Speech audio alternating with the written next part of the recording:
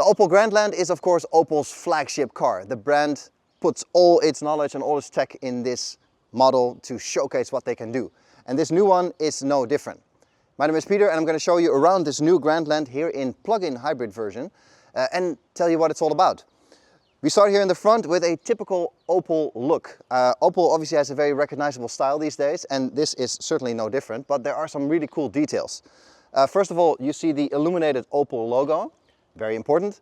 On the one hand, that's nonsense. On the other hand, it is kind of nice. I mean, it's a car, it's expensive, you spend a lot of money on this, and it's something you live with every day. And it's just these little touches that make it nice. When you click it open in the parking garage, the logo lights up. It's nice. Just gives you that little bit of extra. We have the full daytime running light from side to side. And underneath we have Opel's Pixel Matrix LED lights, and they're pretty proud of it because it is, according to them, class leading in the industry with the amount of pixels. So that's cool. Here it's the white version obviously, and it's pretty cool, this look actually. It's a bit of a panda look with the dark top, white in the middle, dark, white, dark, as we'll see in the back later as well. It's kind of nice. It gives you that sort of stylish feel that comes with this two-tone color scheme that a lot of manufacturers are doing these days. There's a lot of small design details in here. Some examples you can find here in the bumper, for example.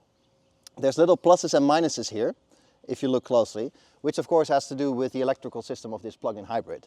And there's a lot of little Easter eggs around the car. We can't touch on all of them in this video, but it's nice that Opel takes those sort of playful elements and puts them in the design as well. If we walk around the car, it's about 1.90 m wide, 4.65 m long, but it looks a lot bigger. But in reality, 4.65 m is a great size where the car is practical, is usable for a whole family, but it doesn't become impossible to park or drive around. If you go more towards the 5 m mark, it becomes very cumbersome to drive these cars in tiny spaces. This is still very practical and usable, but still manageable in parking garages, for example, at the same time. Standing here in front of it, you can get a bit of a scale size feeling.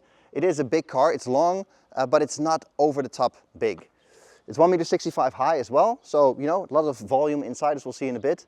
And overall, I think it looks quite nice. They've done the trick that a lot of manufacturers do with this two-tone color scheme, especially around the wheel arches, 20-inch wheels and rim combination here, by the way.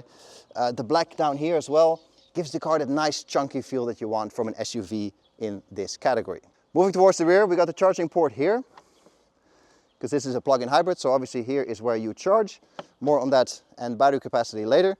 Here in the back, it's the same kind of clean design that we see in the front. Very nice, especially again with this black, white, black, white, black. I really like it. It's a clean look, it's a solid look, and it's nice and chunky. So following this car on the road, it's nice, it's pleasant to look at. Opening the boot, obviously very important for a car this size. 550 liters usable space. I left some hand luggage in here for scale, as you can see. Very usable. You can go on holiday with this car, no issues whatsoever. There's a bit of extra space under the double floor, and of course you can put the seats down for an additional 1,000-ish liters. So with that kind of capacity, you can put washing machines in here, no issues. And as you can see, the opening is nice and square as well, with virtually no load lip. So that's really everything you want from a boot size. So here in the front of the Opel Grandland, you can see that I'm matching the car. I basically blend in here like camouflage, but there is a lot to see. So let's get to it. The whole interior is all vegan-friendly, eco-friendly stuff for the enthusiasts among us, so that's good. So the seats are recycled plastic, and there's vegan leather and all that kind of stuff. And most of the interior is also recyclable. So that's excellent. It's nice that Opel commits to those eco-friendly ways of producing cars, because why not? We should be in tune with the times. There's a few things going on here. First of all there's no touchy swipey stuff, so it's all physical buttons.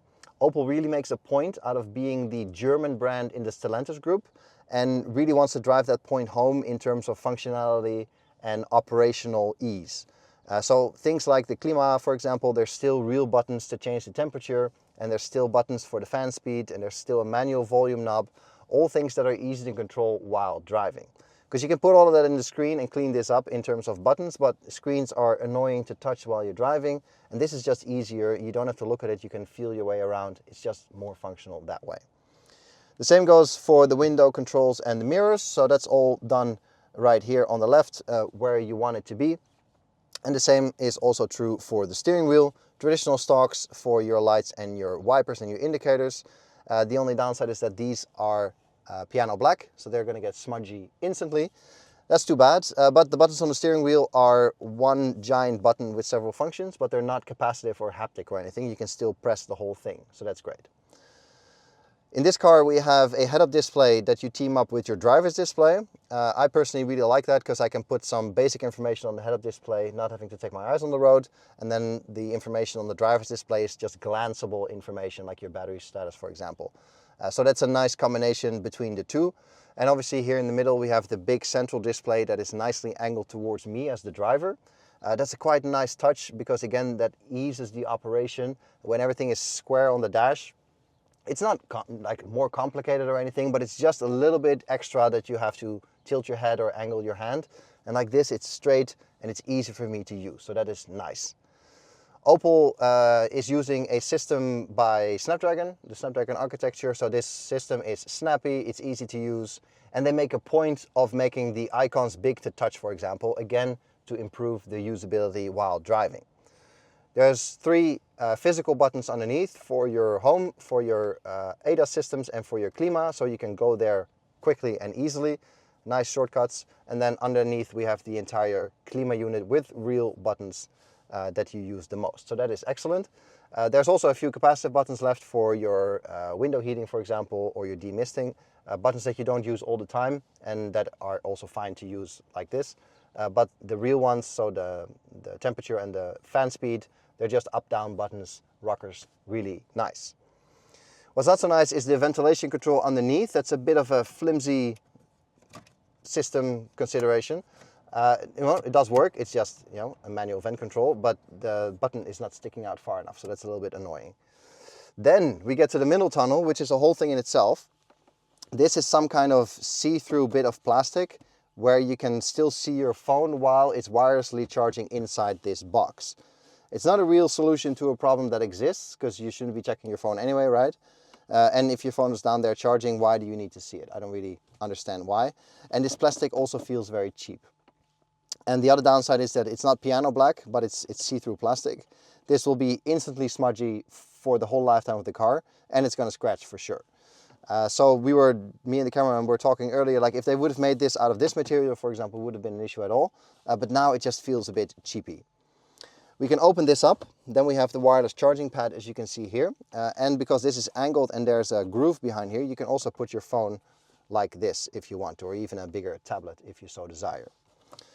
There's a wireless charging pad here, like I said. You can put your keys in here too, and there's two USBs. They look like USB-A's, at least the shape, but they put USB-C's in. So I think that's a thing that they saw during the development of the car, that they need to upgrade that and retrofitted it that way. Then underneath we have this bin over here, usable for basically anything that flies around in your car that you don't want to put here in the central bin, which is actually quite deep and has a nice extra thing for organization. So that's cool too. The middle tunnel here is typical Stellantis group. So you have your drive selector, park, reverse, neutral and drive. And this one also has the B mode for some extra regen. And you have three driving modes actually, eco, normal and sport, for the way you want to operate your powertrain. Parking brake and movable cup holders, so you can be creative with how you put that. And that is all there is to see here. Above us we have a panoramic roof, really nice if you have a dark interior to get some extra light in. I would say almost necessary for any kind of vehicle this size. It's just nicer to have that more light coming in, especially for the people in the back. And we have a nice touch here, a sunglass holder. I think that's really cool. My 2015 Skoda had it already, and it's nice to see that here, because then you can just have your sunglasses in the car and have them out of the way until you need them. All round, good car. In terms of the cockpit, it's nice to be here. It's a good place to be. You feel like inside a big vehicle, so that's good. And also when you look outside the car, you have a good view out. The side mirrors are not too big, but it still gives you a good overview. And just looking over this big chunky hood, it just gives you a good feeling of like, I'm in a nice big chunky square car. So all around pretty good actually. Not that much to complain about, except some slightly questionable material choices like the piano black here, this thing, and also like this fake carbon here on the dash, for example. I'm not really sure what that's all about. But all around, good place to be. So driving the Opel Grandland plug-in hybrid. Well, obviously immediately you have that electric benefit of a plug-in hybrid. We have 18 kilowatt hours of battery capacity, and Opel claims, together with the WLTP, about 90 kilometers of range. So in the real world, let's say it is 70. That's such a usable amount of range that you can really use to take your kids to school, to sports, to see people in and around town. You can even go on the highway with this powertrain. So it's a nice, versatile solution for everyday life. And I think that's the strength of all plug-in hybrids, is that versatility, that you can still drive electrically most of the time, because let's be honest, how far do you really drive on a day-to-day basis? But you still have that option of going long distance if you want to. And you still have that option of not charging when you don't want to or when you're not able to. So I think that's a great proposition for all plug-in hybrids, and that goes for this Opel Grandland as well. So driving here on some smaller roads, the car feels nice at home here. It's an excellent highway cruiser as well, but here on the smaller roads, you can work with the size of the car. It's not enormous, it's not a huge car, like I said on the outside already as well. But it is still a manageable size for around town.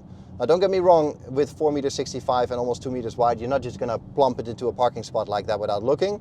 It requires a bit more finesse, but it's still a size that is usable in underground parking structures, for example, or on big parking lots when the spaces get slightly tighter. So I think Opel has judged the size of this car very well.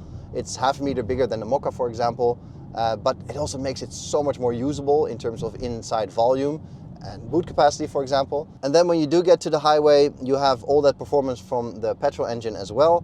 And I think it's a nice combination when used together. You can put it in performance mode if you want.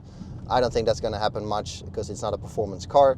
We drove a few mountain roads earlier today as well. When you show a car like this too many corners, it gets upset. It doesn't like that. You don't really want to do that. It's a car that you have to drive at, let's say, 75%. And then all is well. Once you push beyond that, you notice that the car doesn't want to do that kind of stuff. So a little bit of expectation management necessary there. There you can use the sport mode for sure, but it doesn't really contribute that much. Most of the time you're going to leave it in normal, where the car figures out the best combination between electric and petrol. Or you can put it in fully electric when the battery capacity allows, of course. And then you have that full electric range when you drive into your neighborhood, for example, or when you're in an environment zone in the city. So it's nice to have that flexibility in terms of the drivetrain as well. Here in the back there is a lot of good news as well, because there is a lot of space. With my 183 and 90 kilos, you can see I can easily fit behind myself with plenty of room to spare. And these seats are quite contoured as well, so even if the seat would be further back or if I would have longer legs, I would still be quite comfortable back here also for longer journeys. So that's awesome. And because there is virtually no transmission hump, because it's basically a flat floor, I can move my feet across the whole width of the car as well, which is excellent and really adds to the comfort for people that sit in the middle. You can see headroom wise, it's okay. There's about this much left because the panoramic roof obviously sits here in the middle. Then there's plenty of space, but here I'm sort of underneath the edge of it. So that's not ideal. I would say anybody above 185 will be touching the roof like this. For me, that only happens when I sit here in the middle. You can see that I touch the back here of where the panoramic roof ends. But still there's enough space back here for me to move and also for me to put my feet. So when sitting in the middle, I can certainly sit here for a medium journey. The downside, obviously, with an adult my size in the middle is that I eat into the side seats. So I wouldn't say that that's a great solution. Put the adults on the outside and a kid in the middle, no issues whatsoever. And there's enough space here also for people with kids that still use seats or baby seats. Plenty of length to put that in. The isofix points are behind these little zippers, so that's good too. No peanuts or anything rolling in, but it is quite a fumble to find the anchor points in the end because there's quite a lot of foam padding back here. So that's a bit of a fiddle, but nothing too bad. This is an elegant solution, I think, that looks good and is also really functional. What's also really functional is the seat pocket. You really want to have that in any car seat, but there's an additional one up here for the stuff that you want to use most of the time. So that's cool, nice little touch. The materials, by the way, are basically the same as in the front. So the same fake leather and the same recyclable and recycled plastic material. So that's actually quite nice that the quality doesn't diminish back here. We have an armrest here in the middle as well, nice and soft to sit on with your elbow, but the cup holders are permanently here, so you will always be in here with your wrist or hand. And there's a little groove here that you can use to put your phone. Very handy if you want to watch something, but I don't think any kind of iPad with bumper case situation will fit here. But okay. All around, it's actually quite nice back here. I can really get comfortable. There's enough light coming in, obviously thanks to the panoramic roof, but also thanks to these windows, they are quite nice. For me, they're just under shoulder height, so for kids, they'll be a bit higher, but still they're big enough for enough light. And with these additional little windows here in the back, the blind spots are also not too bad while driving this car. So all around, it's actually pretty good back here. Sitting here, I got my head-up display set right. I am comfortable. All the buttons are within reach.